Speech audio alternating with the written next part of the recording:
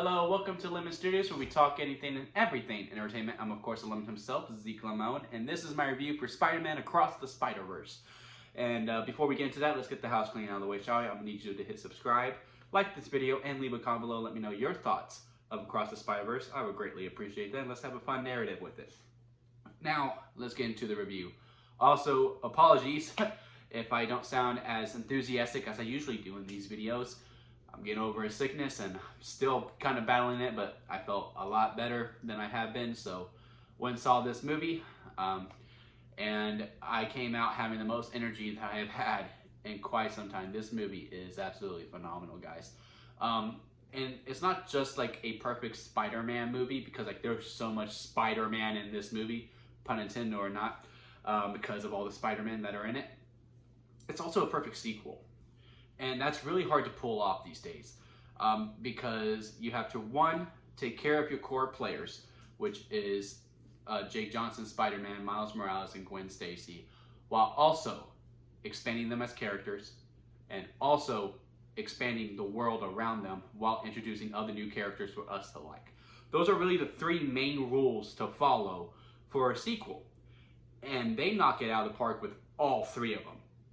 And there's a ton of characters in this movie, and it is a little bit overwhelming because they are just throwing stuff at you left and right, constantly. It's info.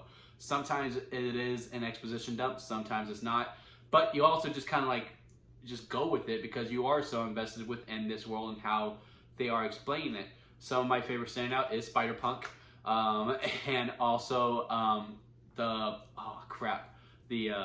the Indian one that we also meet. He's also a lot of fun as well.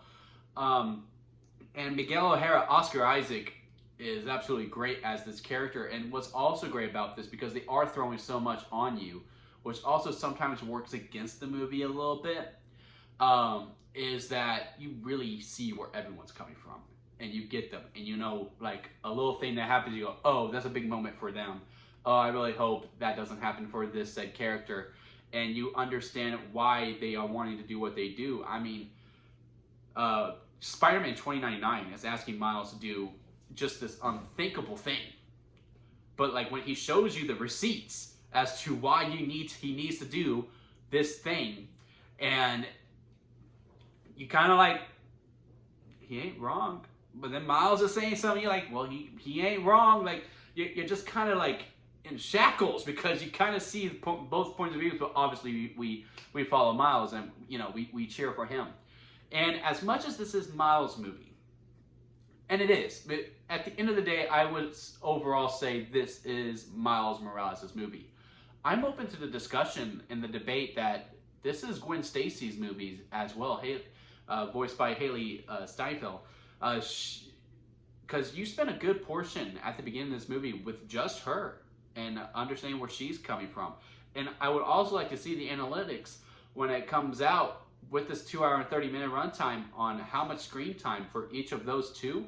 They probably share about the same amount, with Miles getting a little bit more than her.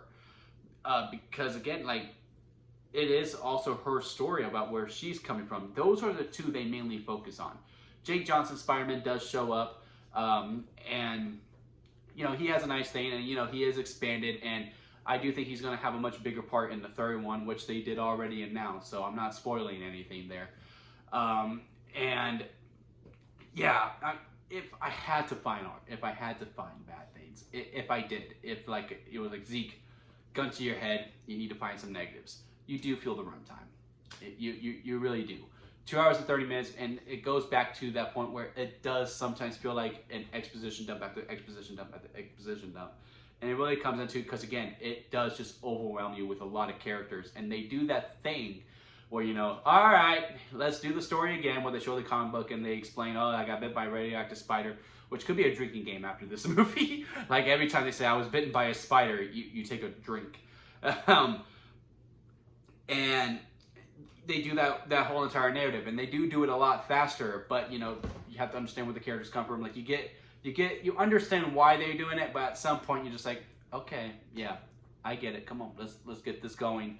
And on that aspect, you do feel a little bit, and some things are repetitive from the first movie. Now, I don't know if I felt it as much because I watched the first movie before going into this one, so it did feel somewhat repetitive to me.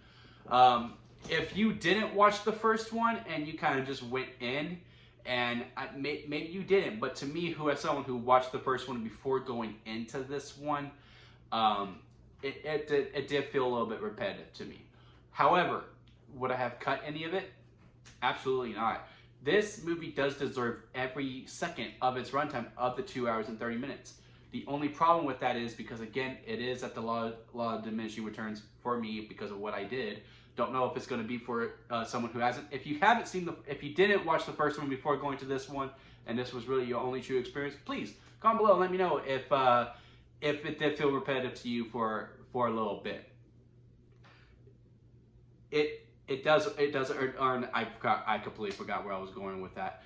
But it does deserve every 2 hour and 30 minutes of its runtime, and I wouldn't cut anything from it because it is very needed. Because again, of a later moment where you're like, oh, yeah, that's going to be bad for this character. Oh, okay, this is why this character is wanting to do that, to really understand what all the chips and playing fields are. So, yeah, that's really the only really critique that I can really give the movie, but that's really a nitpick. That is truly, truly a nitpick. So yeah, great time at the movies. Very funny. Very, very funny. And again, it's so Spider-Man. Like, it just has that Spider-Man feel to it. Now, is this the greatest Spider-Man movie ever made? I don't know. I haven't watched all of them. I only watched Into the Spider-Verse, which also, you know, complete side note here. Shouldn't they have flipped the titles?